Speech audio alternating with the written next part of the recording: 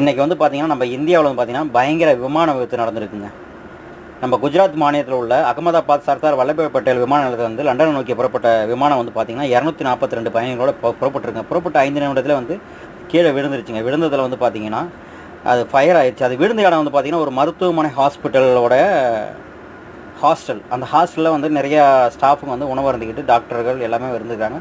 So அங்கே விழுந்தாலும் அங்கேயும் தீ பரவி உள்ளது. அதனால் வந்து ஸ்பெஷல் ஃபோர்ஸ் படை வந்து பார்த்திங்கன்னா அவங்கள தீயணைப்பு படையில் வந்து இராணுவமாக வந்துட்டு அவங்கள வந்து காப்பாற்றிக்கிட்டு இருக்காங்க. ஸோ அவங்களுக்கு எந்த எதுவும் ஆகாமல் இருக்க நம்ம இறைவனை பிரார்த்திப்போம். அதேமாதிரி வந்து பார்த்திங்கன்னா இந்த விமானத்தில் விபத்து ஆனவங்களை வந்து பார்த்திங்கன்னா 181 உடலை வந்து கருகிய உடலை வந்து மீட்டெடுத்துக்காங்க.